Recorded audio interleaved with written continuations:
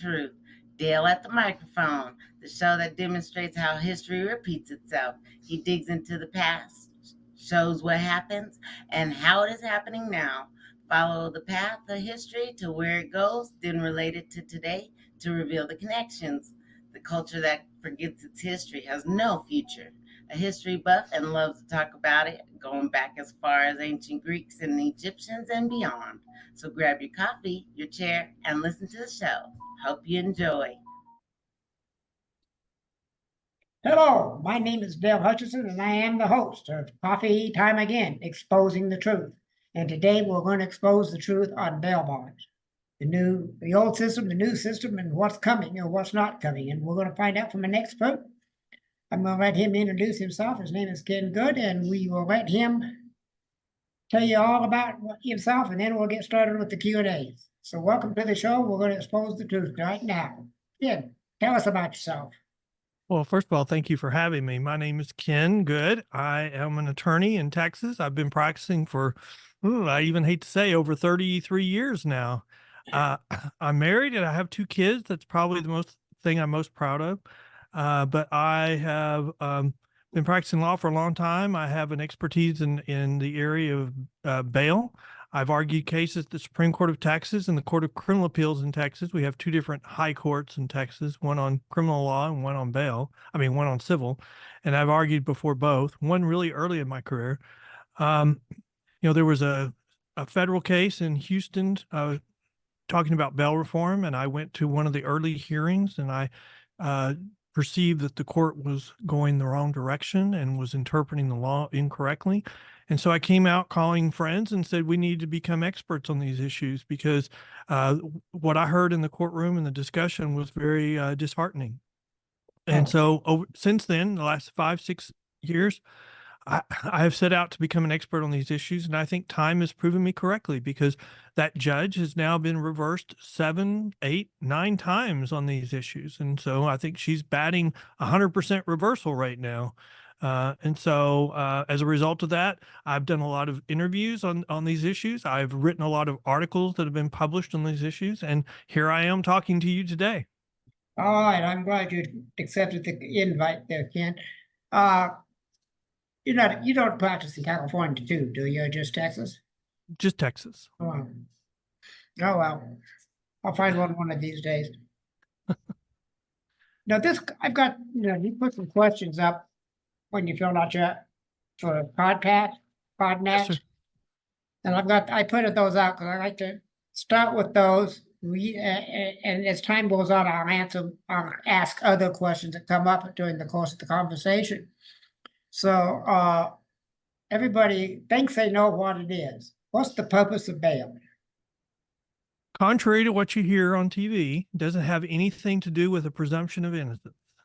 The bail is what you're going to give to the court to ensure that you're going to come back to answer the charges that are pending against you. This concept of bail dates all the way back to the Magna Carta. Before the Magna Carta, the king could hold you as long as he had charges on you. If he never take them to trial, then he could hold you the rest of your life. The Magna Carta was the first document that put restrictions on the king's ability to hold somebody. And so our system of bail really dates back to that concept. Wow. And so the Texas Constitution in California is the same, or similar. You have certain charges that the state can hold you on, like really bad things, murder, capital murder, but everything else, you pretty much have a right to bail. In Texas, it's bail with sufficient sureties. That's the private industry.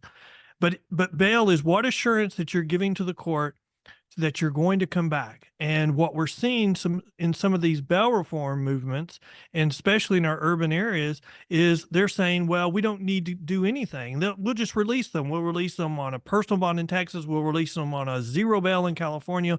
We'll release them on no bail in New York. And they'll come back. They all want to come back. They all want to get their cases resolved. And we have discovered very conclusively that that's not true. In California, in misdemeanor court, there's an 80% failure to appear rate because they're doing simple release. Mm-hmm. In Harris County, where they're doing simple release on misdemeanor cases, it's an 80% failure to appear rate. And we are now getting to the truth. because we're hearing from New York and California that really the politicians knew that what they were doing was going to increase crime. And they didn't care as long as they got their political agenda met. And that's what we're seeing. These I left totally agree. pushes, they know they come with increased crime. They just don't care. Right, I totally agree with you. Well, we know that now because I mean, we've proven that they don't work or they're not working, and they won't admit it. They will say, "Oh, it just needs more time." And now we're seeing they'll say, "Well, there's just this perception versus reality about whether crime is increasing." No, crime is definitely increasing. They know it. They can't admit it, and so now they're playing the numbers game to try to convince people to give them more time. And they know what they've done is it's caused crime to increase, and they just won't admit it. Yeah, I totally agree with you. I've seen some of the statistics too, because I did a podcast here a couple of years ago on the justice system in America, and it had a little piece on it on bails, not a whole lot. I didn't know what I know now, and that's when I started learning a little Sure. bit more about it. I'm in Colorado. I just mentioned that California thing because some things are going on with my mother I need to deal with, but so that we know what the effects are now. We know that it's increased crime, failure rates 80% in most counties that this is happening in. And how did this idea become about of no bail or reduced bail or whatever they call it? Well, historically in the criminal justice world, we do incremental changes. We look to science, we figure out what works, and then we just make a little change. And so that if it doesn't work, it doesn't disrupt the system. But in the area of this bail reform movement, we've been pushed to make wholesale changes without any science saying they work. I mean, they just try to argue common sense. Oh, well, everybody wants to come to court. Everybody will want to resolve their cases. And it's, initially they argued, hey, it's unconstitutional. The current system's unconstitutional. The courts are going to hold it unconstitutional. So we have to change it to something else. And then when the courts held that they were constitutional, then it became this whole, it's unfair.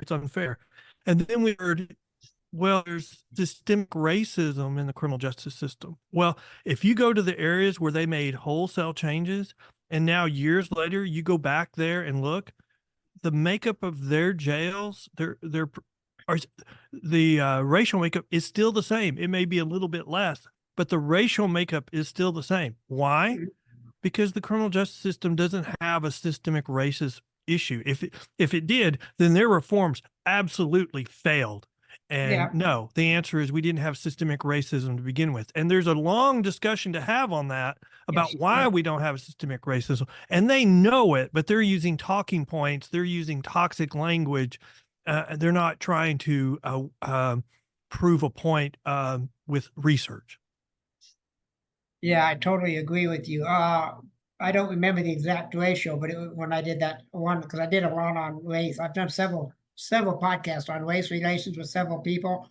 And I did that one on the criminal justice system. It had a lot in there about the ratio and how unfair it can be. Well, but if you want to look at the science, Minnesota has done a report since the George Floyd incident. And they did a year study for the whole state about, is the criminal justice system, does it suffer from systemic racism? And the simple overview is they trace people that were calling in and reporting crimes, the race of them and the race of the people that were arrested. And what they found was there was a disproportionate amount of crime being committed by certain minority groups. Yes, because so we have crime that's being committed. When you commit crime, you usually commit it on your same racial groups. That's why 50% of all murder victims in the United States are young Black males, and they're being murdered by and large by young Black males as well. And so somewhere in this whole debate about bail reform, criminal justice reform, we have decided to favor the young Black male murderer over the young Black male victim. And that's really what we're doing in our urban areas across the country where these policies have taken hold. And here's the problem here's the really, really bad problem. If we're wrong about systemic racism, which racial group gets hurt the worst by these changes? The very racial group that they say they're trying to help, because we commit crime by and large on our same racial groups. Right. and blacks are killing blacks at an incredible rate. And so if we're not going to prosecute black defendants, then we're going to have a larger increase of crime among that minority group. Absolutely, and it's really bad. Yeah, I mean, who does our minority communities not deserve public safety? I mean, of yes. course they do. Everybody deserves public safety, but we've got policies that are being enacted in our urban areas, which in essence say nobody can have public safety, especially our minority communities, which make up the majority of the urban areas. And what surprises me is it's happening in Texas. Well, yes, but it's happening only in Houston, in Harris County there, and it Okay. was under the guise of a federal lawsuit. And it was ultimately, they did a friendly settlement where they gave in. And the problem is that case has ultimately now been reversed several times. And the last ruling on it by the Fifth Circuit en banc, which means all the 16 judges in the Fifth Circuit, they ruled that the case should have never been filed in federal court, but yet the county is still following that settlement. Oh, okay. So the So county. it's all politics. It's a brother-in-law deal. So you need to get rid of a few politicians, but that's nationwide. Well, you see some recalls of people, and you would have had one of Gascon, in my opinion, except for they invalidated a lot of the signatures, which should not have been invalidated, I think. And, in the most recent primary, he only received 25% of the vote in the primary. I mean, you would say an incumbent, unless there's some funny business going on, an incumbent who only gets 25% of the primary vote can't win the general election. No. There's another recall petition drive going on in Oakland against their DA. So you see those. And Texas passed a statute which under certain circumstances, you can file a petition to remove a DA. So there is actions afoot to try to rein in these politically driven district attorneys who are not looking after public safety. They're looking after a policy that they're trying to forward, and even if it commits more crime. And we would say now we know, and they know. I did a podcast with a former assistant district attorney in New York, and he was dealing with the legislature when these were passed, and he said behind closed doors, the mayor was saying behind closed doors, the legislatures were saying, we know this will increase crime. We don't care as long as we get our political agenda. Yeah, I wouldn't be a bit surprised with New York and everything that's going on there, or California for that. I lived in California for 13 years here a while back, and I had to get out of the state. Literally had to leave the state in 2019. I just couldn't take it. Well, and the problem with California is when they changed their law, what they initially did is they changed some felonies to misdemeanors, and they did it when a petition drive, and they were telling the public, oh, this will make it better for these people. They can get a job, but they still will have to answer for their misdemeanors. And then after the petition drive passed, the voters adopted it, then our urban area DA said, well, we're no longer going to prosecute theft under $950. And so, well, of course, I mean, that's a free-for-all. That's a green light to commit more crime. It is. And that's what's happened. I mean, if you say you go into the 7-Eleven and steal whatever you want and walk out, as long as it's less than $950, we'll do nothing to you. Right. There are people in our society that go, I can make a lot of money doing that. Yes, they can. And that's what's happened in California. Organized crime has figured out ways to make millions and millions of dollars on these policies. I bet they have. I hadn't heard that, but I agree with you. I left California in the middle of the debate on bail bonds and getting it and not privatizing, but turning it over to the courts and firing all the bail bondsmen, which is, you put all the people out of work. Yeah, well, that failed. I mean, even in California, that referendum failed. Oh, I didn't know. But we still have LA trying to go around that and enact it themselves. Oh, okay. I left California before they had the vote. I left in July and the vote was in November, and I didn't keep up on it. I'm glad to hear that, because California is a whole separate universe anyway. Yeah, well, the problem in California right now is their policies are just intended to decrease the prison population. That's all they're doing because, they have a federal case that ordered them to cap their state prison population at 137.4% of capacity. Mhm. And they were way over that. So everything they've done, when you look at it through those light, it's to just reduce their prison capacity, knowing that they'll increase crime because they don't have the stomach or the will to build more capacity. So Yeah. once you look at that case and look at everything that's going on, they know what they're doing to increasing crime. They don't care because they're wanting to reduce their prison capacity to comply with that law or that court order. And Mhm. it's kind of it's very sad when they come out and say we're going to release more criminals and it's going to make us more safe. I mean, look at the case that went to the United States Supreme Court. Look at the dissent.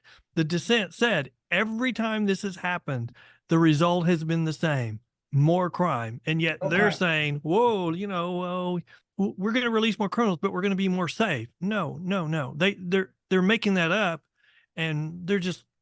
I mean, you hate to call them liars, but they're They're lying. liars. I don't hate to call them liars. I do it all the time. My show, this one and the other one that I do. It's just, Well, uh, that's the problem. How do you find a compromise when they're willing to misrepresent the truth? When yeah, they're arguing, "Hey, we can release more criminals and be more safe." When they're willing to say crime's not increasing, you just have a perception problem. When they're saying, well, auto crime, the one which is probably the most accurate on the statistics because you have to report it to get and have a police report before your insurance company pay you off. Well, you mhm. should just ignore that. I mean, and the murder rate. I mean, it's just crime's not really going up. And yeah, we're not reporting crime. Police is not solving crime. I mean, crime is worse. I mean, look at New York where they're going, well, crime is down from 2 years ago. It's still up 40% before the pandemic, before you did these reforms. So congratulations. What your policies did increased crime by 40%, and you're now bragging about it. Yeah. And the Colorado, Denver, where I live, said we're not going to enforce minor traffic offenses. Mm-hmm. What's a minor traffic offense? Well, are we going to get rid of Right? all speeding laws? Are we going to get rid of anything that says you run through a stop sign? You're no longer going to do those? I mean, Yeah. that's the whole concept. If you take away enforcement of those, the public stops following those. Yes. And that's going to create all kinds of problems for. Well, and you know why they're doing that? It's because they've set up policies and they've stopped holding people accountable. And so Mhm. that's a green light to commit more crime. So then, the misdemeanors, they become the training ground for the felonies. The jail gets completely full of felonies and you have no room to hold anyone on a misdemeanor accountable. And now you're even going down to class C's and saying, we don't have the room to do those. So we're just not going to enforce those anymore because we've taken all accountability out of the system. Yeah, and that's what I know and believe I think I know is that accountability is what's causing all the problems with our youth. We don't hold our youth accountable. Parents Yes. don't do it. The schools don't do it. Schools aren't even teaching anything. There's a couple of school districts on the East Coast, I don't remember which two, that don't start teaching American history till 1860. Mm. Well, when you have a special school, and I don't remember where this was, but it's a magnet school, and every kid in that school was below grade level on math and reading. That Mhm. tells you there's a problem. Yeah. We're not, and I can even tell you what that is. That is, if people drop out of school, well, that increases their likelihood that they're going to fail. That increases their likelihood that they're going to eventually go to prison. But so the answer to that is we should be stressing policies that work. Instead, we're saying pass them along. Just Yeah. pass them. Even if they don't deserve it, pass them, because if they drop out, well, that's dumbing down the whole class and It making it. I mean, look at Washington, I believe, or I think Washington got rid of all schools for the gifted because they didn't have sufficient minority groups in there. So we're going to dumb down the whole society because of a political agenda. I personally believe this is what I've been expounding on for years now, is we start by educating the parents and holding them accountable for their children. And then they'll start to, because children, whether we belong to and believe it or not, because we all were children at one point, we didn't think this was true, but they thrive on being disciplined and not punished. Now, there's a difference between the two. And if they're disciplined properly with love, they're going to thrive on that.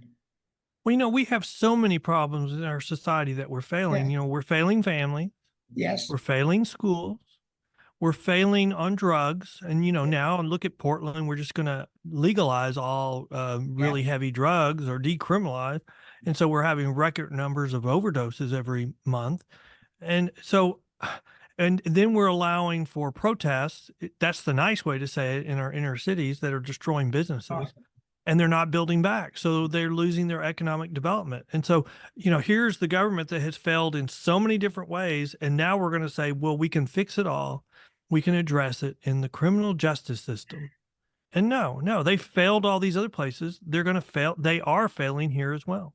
I'm going to say, aren't they doing it anyway? I mean, they have failed so bad over the years. It's just getting worse and worse all the time.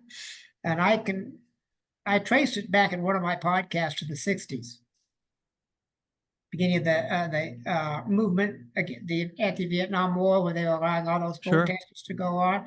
And that's why I trace all this stuff to starting. Well, I would say we're committing the same mistakes that we grew as a problem. And then you had a backlash, and that led to Ronald Reagan being elected in the late 70s or and I think took office in 1980. You're seeing that same cycle be repeated right now. Yeah. The reforms were passed. They are not working. Crime is increasing. And as a result, we've got one party that's refusing to do anything about it. And so we're seeing protests. So once you create a mob, you can't control a mob. And so that's what they've done. And now they're trying to, maybe we'll take our convention and put it online so that maybe our supporters won't see the protesters outside. Yes, so they're trying to hide it. And so we're seeing the same mistakes from the 60s, and it's much bigger this time. 63 presidential convention in Chicago. That's where it is this year, in Chicago. And I heard about them doing it all online. And I'm going, yeah, that's going to be real smart. Oh, yeah, that's not going to go well.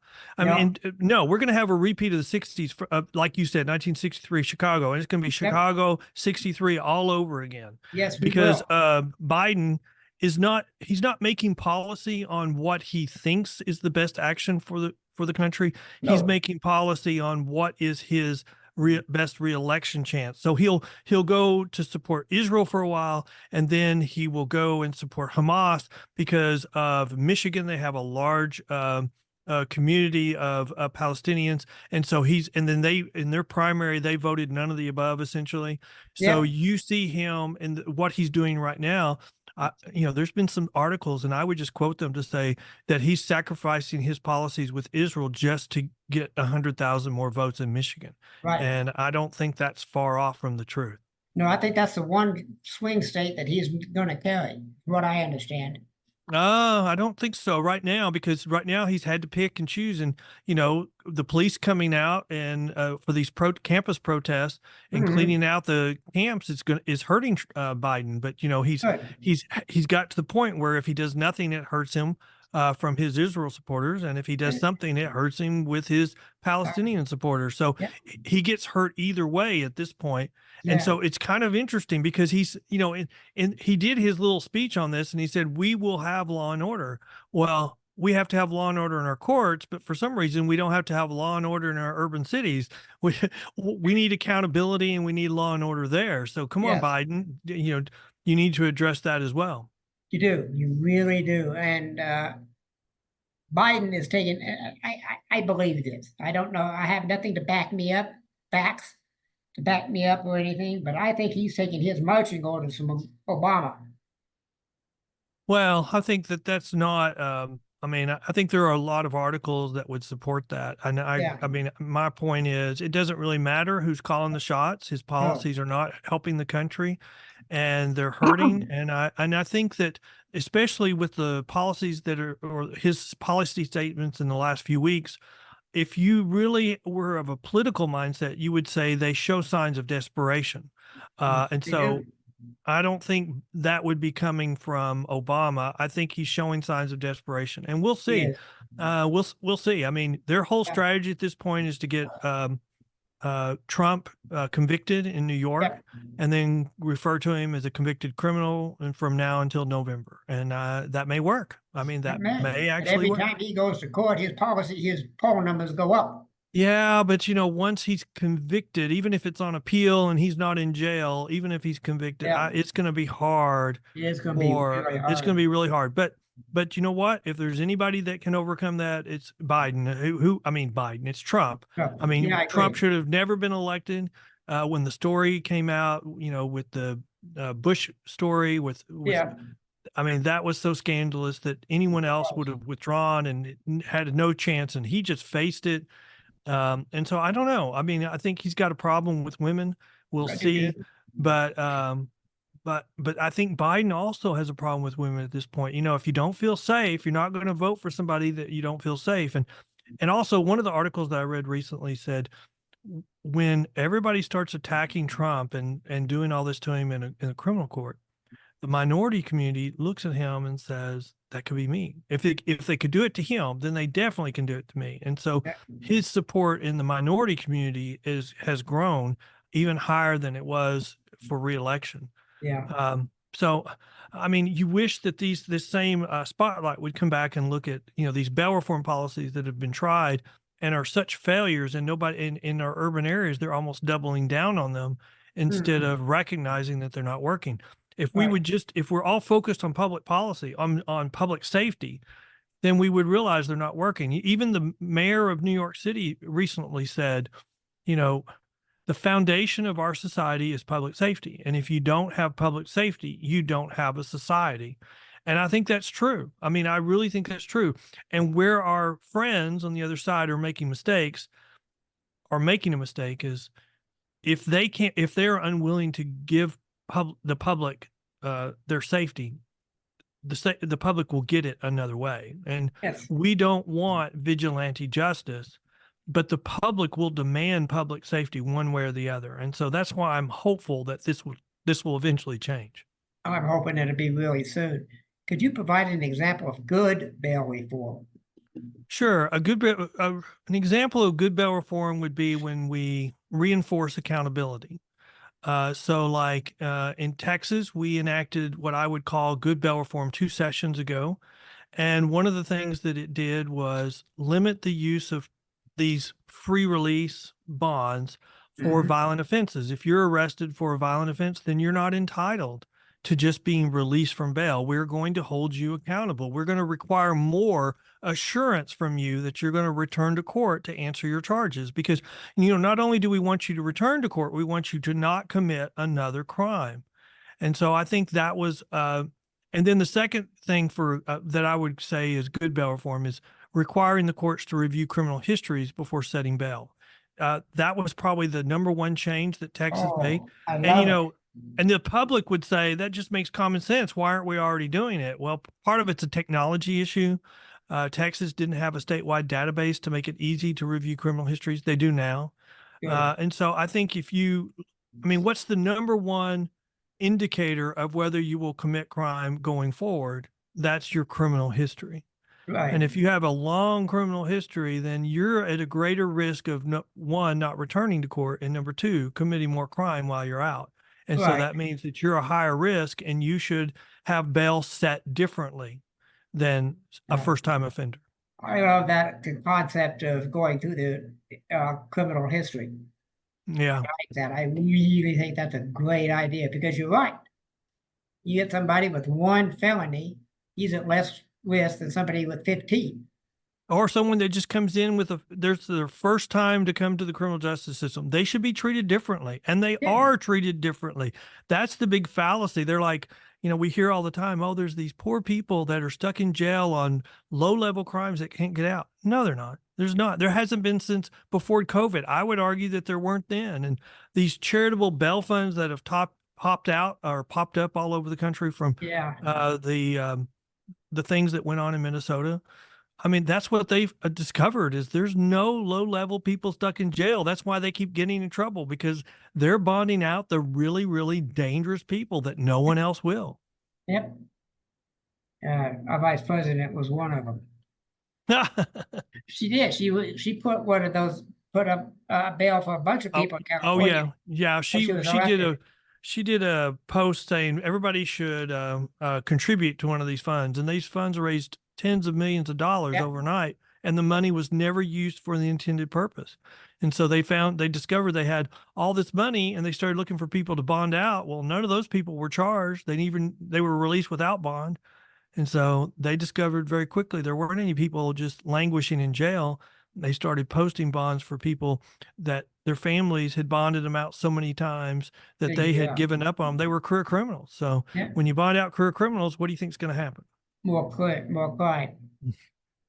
You put a question down here that has me a bit confused. How is the effect of bail reform on domestic violence? Like in Ooh. deaths. Yeah. Yes. So domestic violence is one of those really, really bad situations. And, in Texas, like in my area, when people get shot at the courthouse, it's all over a family case. It's not over, anything else. It's usually over a family case. We had a situation years and years ago in Fort Worth where at the Court of Appeals, somebody snuck in a gun for a Court of Appeals argument, shot two of the judges, and it was a family case. And so, when you do these simple release mechanisms and then you apply it to domestic violence situations, so they get arrested for beating up their spouse, immediately get released before they're even calmed down. And what do? They go back home. Okay. Even if there's a protective order, they go back home. Correct. And what do they do? And what do they do in the most extreme situation? They kill their spouse. Yeah. I mean, there's a situation in Harris County, and we had a bill filed about it because someone was out on a personal bond, so already out on a simple release. They got arrested for beating up their wife and immediately got released again. And within hours went home and killed their wife. Yep. Stabbed her 30 something times in the stomach because she was pregnant and they didn't want any other man to raise his child. So he wanted to make sure the child was dead. Oh my God. So the way these bail reform measures are impacting domestic violence situations, they can't rely upon the courts at all. They have to turn and run. They have to implement their exit strategy, their hiding strategy, and relying upon the courts to help them has to become plan C, plan Z. It has to be an afterthought. They have to worry about their own safety, their own survivability first. Yep. To get vigilante, then nobody's going to be safe. That's right. That's right. And it's a terrible situation. I used to wonder, why do we have so many dismissals in domestic violence cases? Well, because they have to choose between relying upon the system or surviving by making a new life for themselves. Yeah. And they're picking life over the criminal justice system because the criminal justice system has failed our domestic violence survivors, especially in these urban areas where we're doing all these terrible reforms. I'm a former law enforcement officer in Garfield County, and we wouldn't go on a DV call unless we had at least 3 of us. Wow. Well, compare that to what they're planning or trying to do in these progressive areas. We're going to decide whether just to send a caseworker, a social worker. I mean, who's triaging these cases? And immediately when they send a caseworker and that caseworker gets killed because it's a family violence situation, that's where you have all that's where all a large percentage of the problems arise. The county's going to get sued. Yeah. And they're going to get sued and they should lose. Yeah. And so, I mean, it's just a silly idea that took hold in these far left areas to say, well, we shouldn't send the police. We should send a social worker. No, not unless you want them to die. Yeah, I agree with that. I'm an ex-social worker too. Well, I wasn't a social worker. I was a drug and alcohol counselor. And I had a lot of DV cases I dealt with over the years. But they were adjudicated wrongly, in my opinion. The guys who you go to class for 20 weeks. Oh, well, we've destroyed our ability to get people away from the, drugs and alcohol now because we've taken away the drug courts, we've taken away the alcohol courts, and because we've said, oh, we're just going to give them counseling. Well, I mean, look at what Portland did. They decriminalized the hard drugs and then they offered counseling. Well, less than 0.1% are taking advantage of the counseling. Yeah. I mean, the Yep. courts are there to give the defendants an incentive to go to rehab. You have a choice, go to rehab or go to jail, and you pick. And if they pick rehab, great. It has a 75% failure rate. So you go, you got a 25% chance. You come back. Do you go to jail? Do you go to rehab? You got to choose one or the other. And so the hammer of sending them to jail is what gets people to rehab. And without that, look at Portland. You don't have anything. They don't No, go. my aunt moved out of Portland just for that, for the main reason of what's going on in Washington anyway. She moved out, Oregon, I mean, and moved out of Portland and Vancouver, where she used to live in Wilkesford. She was Mhm. born and raised there. She moved into the middle of the state, get away from all that. She says she's having problems with people now in Oregon. My sister lives there, having the same problems, in a different part of the state. Uh, Well, it just seems like as a counselor, we're giving up on a generation yeah, by just allowing them to overdose. yeah. We're giving up on the general. We gave up on them long before we decriminalized drugs. We gave up on them a long time ago because Well, we, the reality is if we give up on drugs, if we give up on drug crime, we're pretty much giving up on all crime. yeah, Because I mean, like 80% of all crime can be traced back to the drug trade. I yeah, mean, and so people are like, "Oh, we've lost the war on drugs." No, we haven't. If you want to see what a real loss on the war on drugs looks like, go to Oregon, go to yep, California right now. yep. I mean, when Denver had its drug court, we had one of the first ones in the nation. I think we were third or something like that. It was an incredible success. Yes. Yes. I mean, and again, we're trying things that have never been tested, have no history, and we're told they're going to be successful, and they're abject failures, and they won't acknowledge it. They That's won't right. say, "Hey, this isn't working." They'll say, "No, crime's not really increasing. It's just the perception that crime is increasing." No, you're absolutely wrong. You, you shoot 24 people on one night in Chicago, Yeah. and the next night shoot 25. Crime is going up. Yes, and Chicago's its own problem right now, or Oh, yeah, Illinois, because they got rid of surety bonds, years ago, yeah, and all they had left were cash bonds, but they were relying upon defendants' failures to go to court for that cash to fund the court operations or part of it. mhm. And so now they've gotten rid of that, and they didn't replace the funding. So No, now, they have a substantial shortfall on funding court operations. Their failure to appear rate, people coming to court, they're not. yeah, So their failure to appear rate has gone way up. Case backlogs are increasing even more, and they're calling it a great success of course they are. because it's a success for the defendants. Yep. It's not a success for public safety. No, it is not. How are police officers accepting? I know how I'd react to this as a former officer, but how are the law enforcement reacting to all of this nonsense? Well, I think they're coming back. I mean, they've been through a terrible few years. This Yep. defund the police movement. Oh, You have to God. second guess everything you do because if you do, I mean, it's not even if you make a mistake, you're going to be, thrown under the bus. If you make a decision that could be interpreted one or two ways, Yep. you could be thrown under the bus. So Right. I think if I was a police officer right now, I'd be very careful about where I went to work. I would Mhm. not go anywhere near a state where they don't support the police or That's where they right. defunded them, even if they went back and funded them later because Yep. they don't have your back. And that's what you're seeing. And you've got all these years of law enforcement that have all this experience that are retiring because they don't trust their politicians to have their back. Right. I can see that. And I would not be a police officer in today's society. Hmm. And I was in I was a city patrolman in a small town. There's actually a mobile home park of 300 mobile homes, about 800 people, 600 people, the whole park. And that's why the second time I was an officer. The first time I was a deputy sheriff for a while. I would say though, I think being a policeman is okay. I mean, I don't think even in those areas it's okay, except for 6 months before a national election because they're looking for something to generate anger among minority communities. Yep, they're gonna And generate. so I think that's a bad time to be a police officer. We're in that period right now. Yeah, And they're always looking for something at that time period. If you look at all the things that happen that they've really gone crazy about in the press and with our friends on one side of the electorate, it's always been 6 months before election. yeah, because that gives it time for it to percolate and fester. Well, but they're, they can't win elections anymore unless they have a disproportionate amount of their supporters appear. Oh, So the way you do that is you make them angry.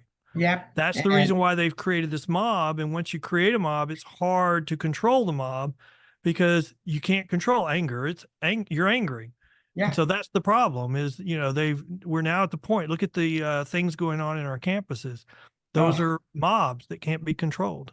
When they take over a building and they yeah, destroy property. I mean, and you can see how they're reacting to being arrested. They're shocked that there's any sense of accountability, yeah, that they're being suspended from their classes. They're not able to go to finals. They're not able to do their finals because they didn't follow school policy. They're shocked. Well, why wouldn't they be? That yeah, for the last 3 years or even more, that's what we have taught them, the way they will be treated. yeah. And it's only now starting to change. And it's going to change even more because without accountability, we're going to have chaos. Mhm. And so society will demand accountability. Well, I've been saying for years that at one point or another, because of what's going on, we're going to have a civil war. It's not going to be a race war either. I hope not. But I think I there's a hope not movie too. out. I think there's a movie out right now called Civil War, and I think Mhm. that is the concept of the movie is that it's a war between California and Texas. And Yeah, if you take a step back, you would say it's a war between the heart of how our country should move forward. It's right. a fight of two different approaches. I do think we're in the middle of that. Yeah, But the problem, and I think what will keep us from having that war is because the other, the California approach absolutely does not work. They can say whatever they want. It does not work. And so I think people even in California are seeing that. They're voting with their feet and they're moving. And and then Gascon got 25% of the primary vote and getting ready for this upcoming general election. I don't know if he can win I with don't know either. 75% of the people voting against anyone but him. Yeah, everybody, anybody, Yeah. and we need to find some politicians or people. We don't want politicians. I'm tired of politicians. Let's get some normal people, everyday Joe types, and see if we can't get some of them to agree to what. But even the politicians will change. When public safety becomes paramount to the public, the politicians will become law and order candidates. You can see that starting now, where even the ones that don't mean it are saying it. Yeah, So they're making it where the public can't tell which one is not the law and order candidate. That's yeah, the first change. And so you're going to see that like in Harris County, in Houston, the sitting DA, who's a Democrat, was defeated by a candidate who ran to her left and was supported by Soros, who supports a lot of these inner city far left candidates. And he's kind of trying to go back to the center now that he's been reelected. But he has said some crazy things in the yeah, primary. He's going to reduce the jail population in half by 4 years. Well, you only reduce the jail population two ways: try more cases or release more defendants. right. He's saying he's going to try more cases because he's going to waive the right to trial. Well, it's not just his right to trial, it's the defendant's right to trial too. And if they discover that they can delay the stuff and the case will be dismissed, they ain't going to waive their right to trial. So that just tells me, as someone who knows what's going on, he has no plan. He's just No, playing the well, word game. I don't think he can waive anybody's trial rights because it's a part of the Constitution. Well, but he has a right. I mean, the state has a right to a jury trial, but so has the Right. defendant. He Right. can't waive the defendant's right to a jury trial. No, he can't. That's what I'm No. saying. And then it's not going to happen.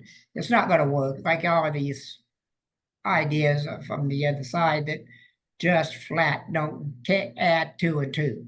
Well, one of the things that kind of shocked me, I did a podcast with somebody from California recently, and they were saying one of the continuing themes or common elements of these Soros supported DAs is they don't file charges for the weight of the drugs enhancement. So they don't enhance the crime when they arrest somebody. And the example was drug dealer arrested 40 pounds of cocaine. They just filed as a drug charge. They don't enhance it for the weight. And so instead of getting 20 years in prison, he got a couple of weeks. Yeah, And that's a common element. I mean, at that point, it's just a cost of doing business if you're a drug dealer. I yeah, mean, at that point, you're asking, what are these elected officials doing that they would be doing differently if they weren't just being paid off by the organized crime and gangs and career criminals? I yeah. don't, with that, you don't see that anything else they'd be doing differently. No, I don't see anything any different. And I'm hoping things start turning itself around. This particular bail bonds and uh, school reform. I mean, real. Let's go Well, back I'm to very, teaching. very hopeful. I mean, the lesson Yeah. that everybody should take from this is the Sanchez versus Alabama case, which went all the way to the U.S. Supreme Court, and the county won. And so they were living under a policy that required them to have no accountability, release everybody on simple release, and then they won. And so I talked to the sheriff of that county, and he said once they won, they re-implemented a situation of accountability, and they re-implemented if you did not do what you were supposed to do, you would go to jail. And within 6 months, the mindset of the criminals changed and crime started coming down. Yep. So I have hope. And the Yeah. hope is if people will follow the Sanchez versus Alabama model of Yeah. what we know works, then Mhm. crime will come down. Right. It's worked for, I don't know how long the Magna Carta's been around, but that was in the 1600s, I believe. Sure. So it's been around a long time. So bail bonds, it worked for all those centuries, and it can work for more centuries, in my opinion. A good Yes, system, like you absolutely. espoused. Well, and the biggest difference I would point out is, the private bail system has a very high appearance rate. So if you want Mhm. somebody to go to court, you need them to be out on a surety bond. Yeah, Everything else has a very high failure to appear rate. So right. like cash bonds has twice the failure to appearance rate as the surety bonds. These simple release mechanisms has, 4, 5, 10 times worse failure Yeah, to appear rate. So less than 10% to 80%. Your cases, I mean, your criminal justice system will implode with an 80% failure to appear rate. You have to yes, dismiss everything to keep it from collapsing. yeah. What is a surety bond? I've always wanted to ask that question. Well, under the common law, a surety bond is a bond that's signed by the principal and two people that are saying they will act as sureties. So they are two people that are acting to ensure that the defendant will appear for court. Okay, In Texas, we've changed the common law to only require one surety. So yeah. I think at one point in time in America's history, Mhm. the bond system was if you were the surety and if the defendant did not show up for court, you took his place. Eek. Now we do it with just money. Yeah, If he doesn't show up, we will pay to the court X amount of dollars. yeah. Okay, I understand that now. I never really understood what it meant. I'm sure a lot of my listeners are going to be the same way. So that's what that means. Well, and compare that to these simple release mechanisms where Oh, they yeah. promise nothing. I mean, they're No, getting out of jail for free, no bond, zero bond, or a personal bond that, there is no Yeah. surety. So they can Yeah. make all the promises they want, but if they don't come up, if they don't appear for court, there's no penalty. that's right. And so so I can sleep in or I can go to court. Well, you know what? They can't do anything to me. All they'll do is give me another personal bond or another simple release. So I'm just going to sleep in. Yeah. That's what happens when you have no accountability. You bet. They just run wild. Well, and then what happens to the courts? Well, if they don't show up enough times, the court has to decide, do we just dismiss the case or are we going to hold the defendant accountable? Well, they run out of time. They dismiss the case. Yep. And that's wrong. Absolutely, opinion. that's wrong. Absolutely, that's wrong. Before I forget it, what's your website? Well, if people want more information about these issues, they can go to a website called pbtx.com, the Professional Bondsman of Texas.com. We have a blog where we highlight important criminal justice stories in the news. We also have our own podcast called The Bell Post. It's on Yeah. it's on the menu there, or you can go Right. to thebellpost.com, where we highlight all kinds of criminal justice issues, bail reform type issues. If you want to know what the New Jersey plan is, we have a podcast about it. Okay. What works, what doesn't, all kinds of issues. Yeah, what I like to do is when I start my editing, I like to go through and right across the top. Where's where I want you to go? Sure. Right over your head. Where do I want these people to go? I understand. It's there for the whole show, so they can't forget it. That's right. I try to do it on all of them. I don't always succeed. Sometimes I forget to ask. Sometimes I forget what day of the week it is. Hey, I'm trying to catch up with you right now. Don't try. Let me give you an old man's suggestion. Don't retire. It's miserable. Well, and I'm at the age where if you're not fighting gaining weight, if you're not fighting to lose weight, you're gaining weight. Right. That's just the reality. I pass that. I'm still there. And I'm 74. Well, I'm just 11 years under you, quickly trying to catch up, but yeah. Yeah. But we've still got some time. Do you have anything you want to say? Well, what would I want to say? I would want to say, you made the point we need to change some politicians. And I'm very concerned because people always say, well, what's the compromise? What's the compromise? And the reality is that if we have people on the other side who are not willing to acknowledge that what they've done has not worked, if they're not willing to acknowledge that they've created more crime, then how can you compromise with them? Because they're wanting the compromise to be that's the new normal. And public safety demands more. And so if they're saying that we have a system, a criminal justice system that suffers from systemic racism, we know that's not true. That's just hyperbole. That's just toxic language intended to cut off debate, because there's too many reports out now showing that we have a disproportionate amount of crime being committed by certain minority groups, and they're committing them on their same minorities. So when you enact these policies, the group that's getting hurt the worst is the law-abiding citizens in that minority group, because those people are being released back into that community to commit more crime. If we're not going to have accountability, then we're not going to have public safety.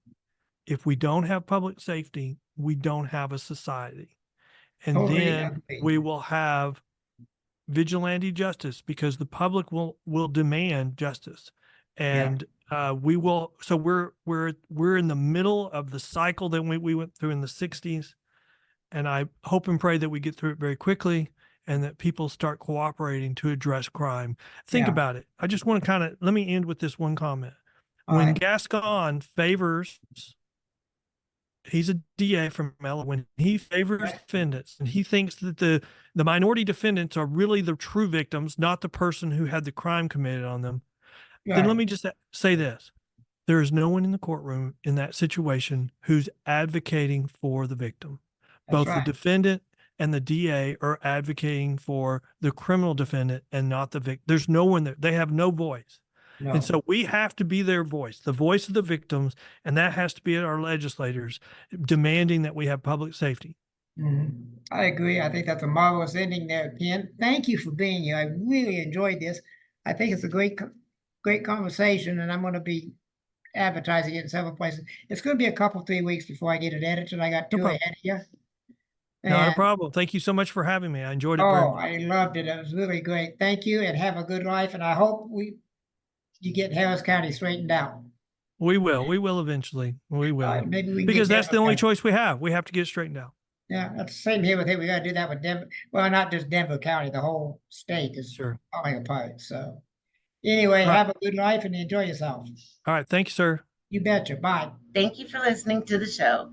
There are show notes and a place to comment at https://coffee-time-again.libsyn.com/website.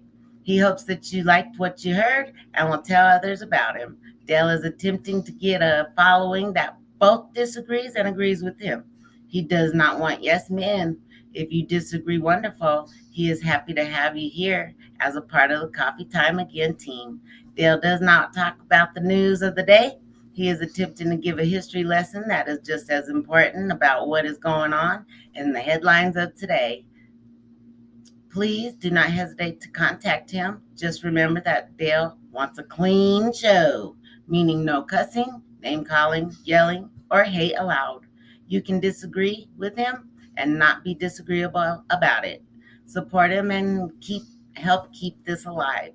https://glow.fm/coffee-time-again.